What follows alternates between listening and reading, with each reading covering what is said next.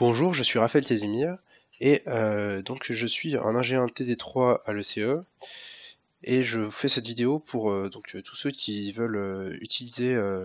Alors dans un premier temps, ça va être une vidéo sur le compteur CD 40192.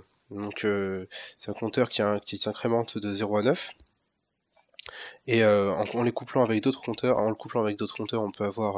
peut afficher donc autant de chiffres que l'on veut. Et je vais faire une seconde vidéo ensuite sur comment utiliser un écran LCD, enfin l'écran LCD que nous fournit l'école avec l'Arduino. Donc sachant que j'ai eu beaucoup de demandes là-dessus.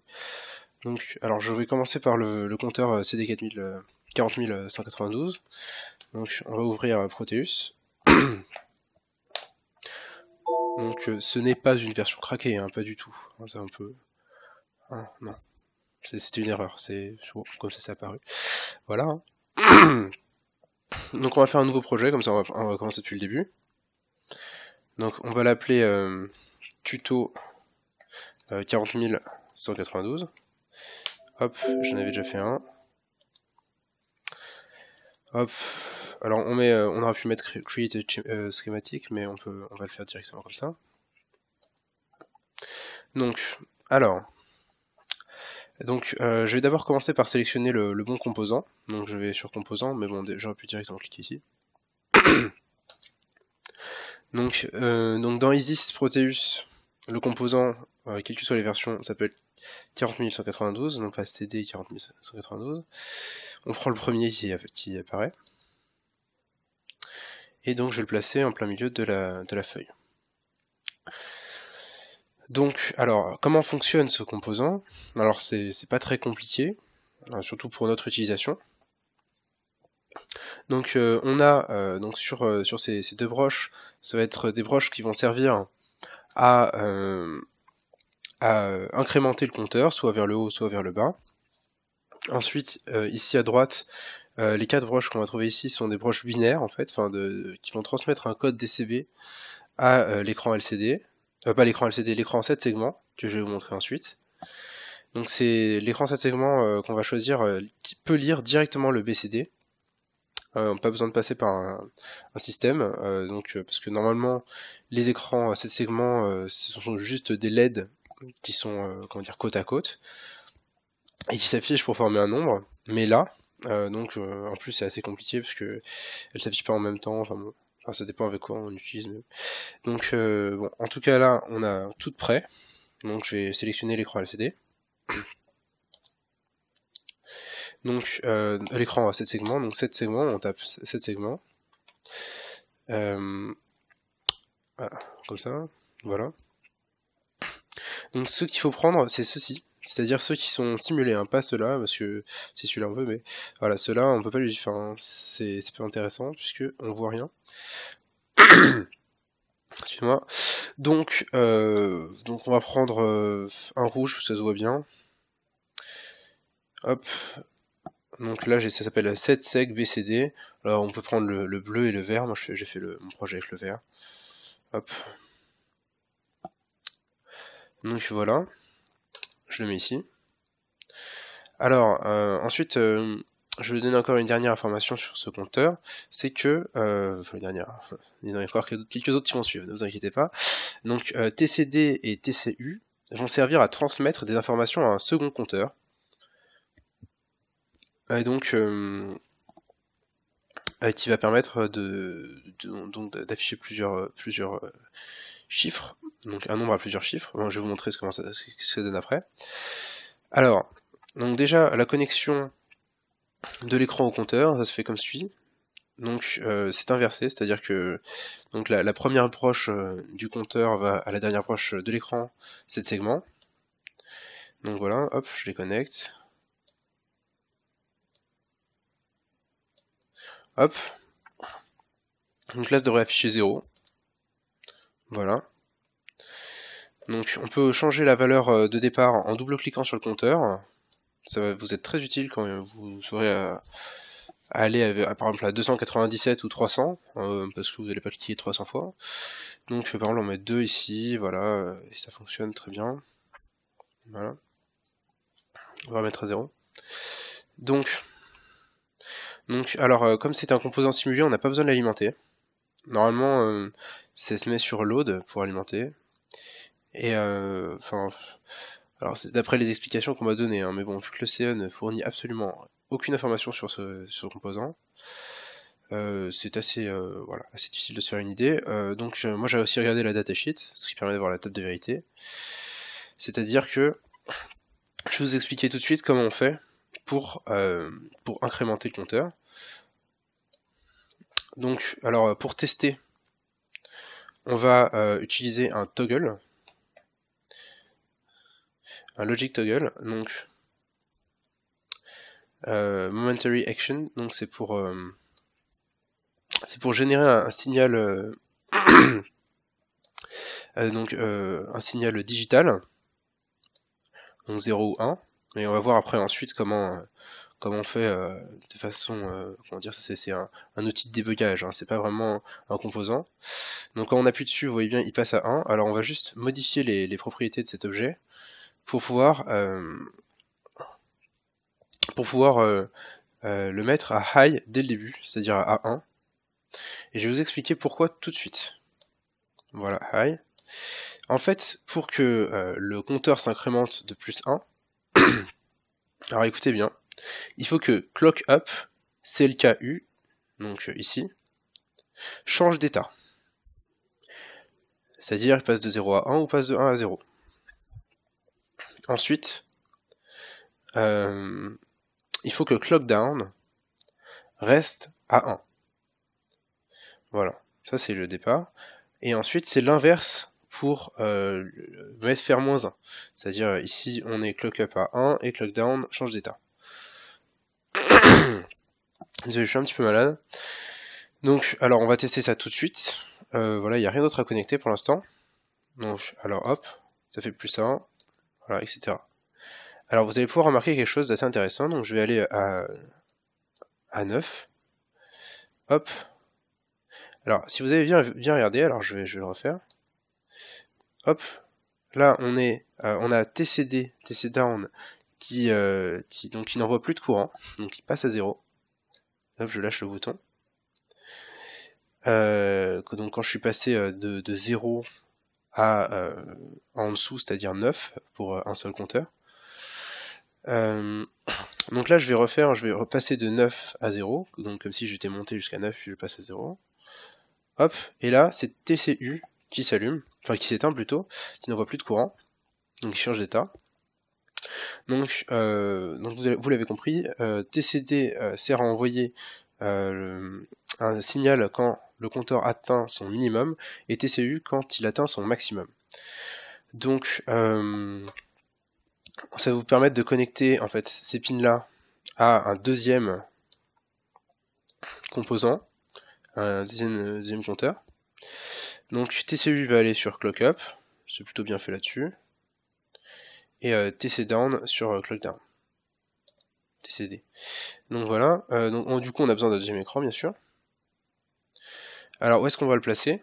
Alors donc là on a les unités visiblement, puisqu'à chaque fois qu'on appuie sur le compteur, ça incrémente de 1. Donc je vais le placer ici, un peu superposé, comme ça va faire une meilleure impression. Ensuite, donc je vais reconnecter de la même manière l'écran. Donc le premier sur le NARPAT. Et alors le management des câbles sur Isis est extrêmement tarabiscoté, on va dire. C'est-à-dire que ça fait des zigzags partout, on sait pas pourquoi. Mais c'est pas grave, ça fonctionne. Donc ici, donc voilà, plus besoin d'alimenter. Et voilà, donc on va tester ça. Donc 1, 2, 3, 4, 5, 6, 7, 8, 9 et 10. Voilà, et bien sûr ça marche dans l'autre sens. Hein. Hop, voilà. Voilà. Je vais vous faire un peu au ralenti. Hop. Et donc on voit la transmission qui va partir. Voilà. Donc attention, transmission encore qui part. Et voilà. Donc voilà. On va faire avec deux chiffres, donc c'est assez simple pour l'instant. Il va falloir en mettre un troisième pour aller aux centaines. Donc n'oubliez pas de ne pas cliquer 10 000 fois. Hein. Vous pouvez, en double-cliquant sur le composant, changer la valeur de départ. Ensuite, donc, alors je vous ai expliqué comment ça fonctionnait ça. Alors le fichier c'est bon. Alors les boutons. Alors donc les boutons. En fait, donc ça c'est donc des outils de débugage.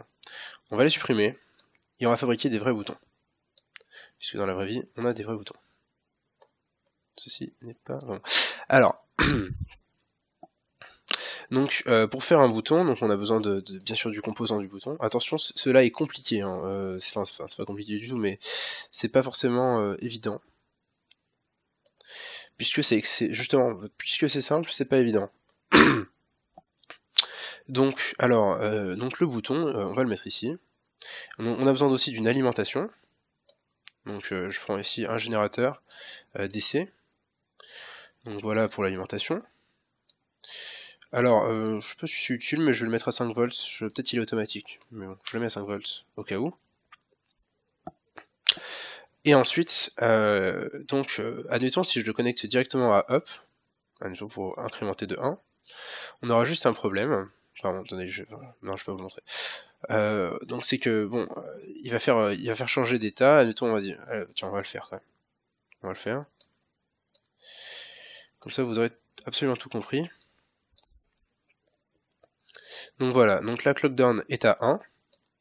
On va regarder, tiens, j'en profiter pour regarder s'il a mis le bon voltage. Non, bon, ben, on va le mettre. Donc là, clock down est à 1 et clock up change d'état. Attention, c'est un piège. Donc, vous allez voir pourquoi. Et oui, clock up ne change pas d'état. Puisque, en fait, là, le circuit ne sait pas quand, quand le... Ah, c'est l'horloge. Donc, quand le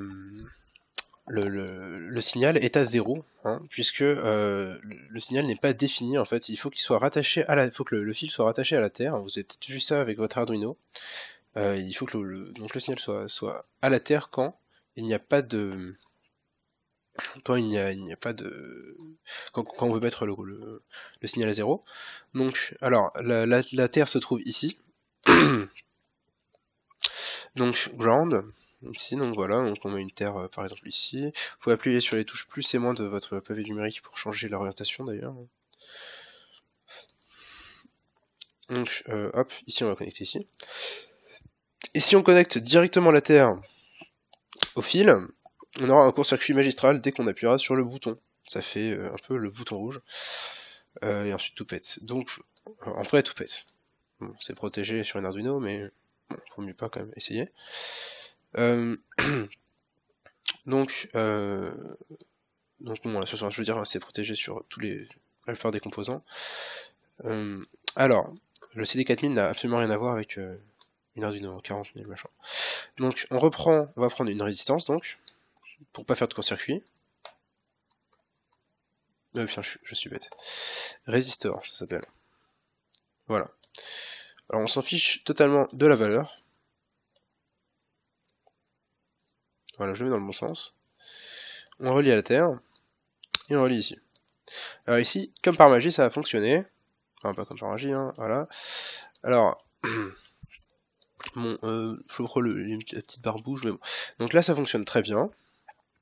Bon, en fait, vous allez très vite vous rendre compte que ce n'est pas du tout le bon système, puisque là, on a, en fait, on peut faire qu'une seule chose à la fois, et il est tout à fait impossible de mettre deux boutons sans utiliser des portes logiques ou des condensateurs. Alors j'ai fait une version avec des condensateurs, mais le problème c'est que, comme vous avez pu remarquer, la transmission, là, le pin de transmission ne s'incrémente que quand le signal d'entrée clock up ou clock down, ça dépend si on est TC up, TC down, est à 0. Et avec le condensateur, c'est-à-dire qu'en gros, on fait changer d'état les fils grâce à un condensateur, c'est-à-dire qu'il va se charger, donc l'état est à 0, et quand il a fini de se charger, il transmet de l'énergie, donc il passe à 1 de l'état, et donc là, l'état 0 n'est pas assez long, et il n'y a absolument rien qui se transmet, Donc finalement on peut avoir qu'un seul chiffre. Donc il y a une deuxième technique, beaucoup plus simple que la technique des condensateurs, parce qu'il faut des diodes, etc. Enfin bon, pas etc, juste des condensateurs et des diodes. Donc non, on va pas supprimer ça. Je vais vous montrer la technique avec les portes logiques, que j'ai découvert, grâce à une question de Caroline. Donc, alors la technique des portes logiques, c'est extrêmement simple. C'est que, comme vous avez pu remarquer avec les... Ah oui, d'accord, je peux pas le déplacer comme ça, bon, c'est pas grave. Comme vous avez pu remarquer avec les toggles, donc les outils de débugage, en fait, on a, si les deux pins sont à 1, et quand on appuie sur le bouton, ça va à 0, eh bien, on a donc, qu'est-ce qui se passe? Une... oula, excusez-moi. Donc quand les deux pins sont à 1 et donc il y en a un qui passe à 0 puis qui repasse à 1, donc le compteur s'incrémente. Donc il suffit de faire la même chose avec les boutons, avec une porte logique, donc ou. Alors attendez, ou non, je vais faire le petit calcul là. Donc une porte ou c'est, alors, hop, je fais le truc, juste les deux premiers. Donc, voilà. Donc il faut une porte non ou, qu'on va transformer en porte, donc une porte nord, qu'on va transformer en porte non. Hop, donc voilà, on a une porte nord à deux entrées normale, primitive ça s'appelle. Hop, donc on va la mettre dans le bon sens. Comme ça, donc on va la court-circuiter. Et ensuite, on va mettre le bouton ici. Donc quand le signal sera à 0, donc il faut bien sûr connecter la masse, hein, sinon ça ne fonctionne pas.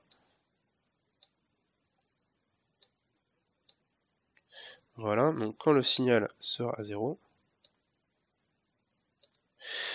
donc on aura la valeur 1, donc qui va sortir de la porte en sortie, et la valeur 0 quand on aura appuyé sur le bouton, ce qui va faire exactement la même chose que le toggle. Alors, c'est un vrai casse-tête à faire sans les portes logiques, hein, je vous préviens. Donc vous pouvez faire exactement la même chose, donc avec... Oh,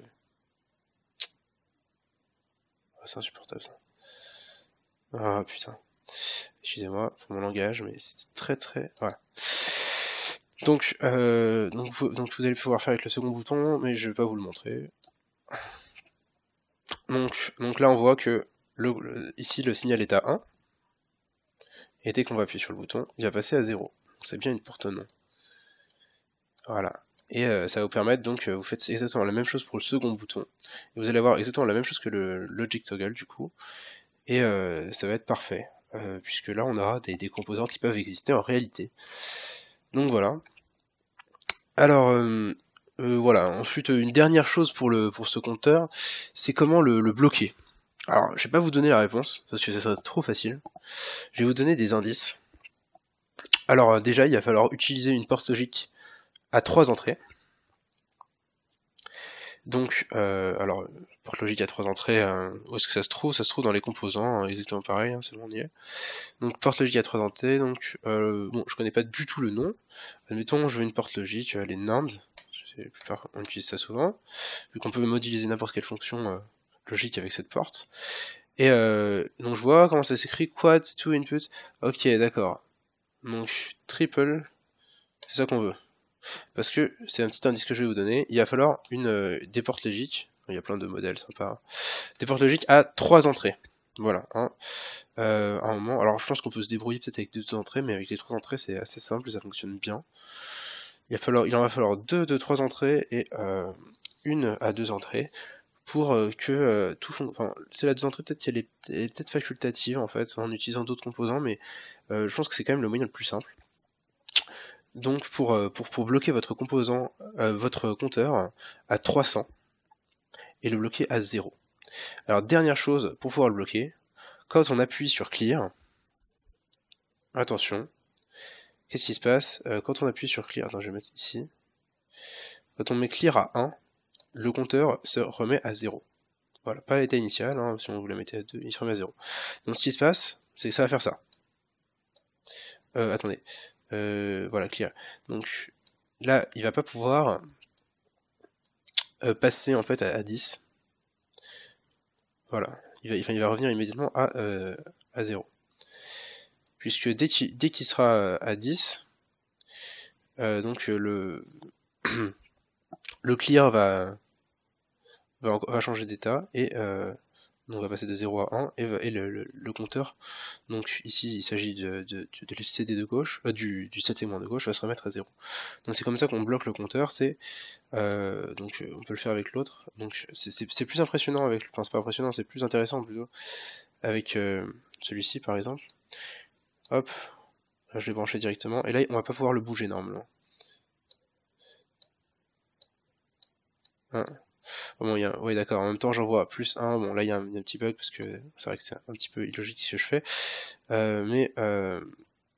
donc il va falloir faire en sorte que vos compteurs se clear à 0 et à 300, à 0 pour éviter que ça aille dans le négatif, enfin, en l'occurrence ça va repasser à 999, chiffre maximal donc et ensuite il faudra le bloquer à 300, donc regardez bien les entrées des 7 segments, clairement je vous donne tout là, pour pouvoir le bloquer à 300 et que tous les compteurs de droite se clear quand il est à 300. Enfin, en fait, il suffit de clearer seulement le compteur, l'écran, oui, le compteur de l'écran le plus à droite, donc le compteur de l'écran des unités.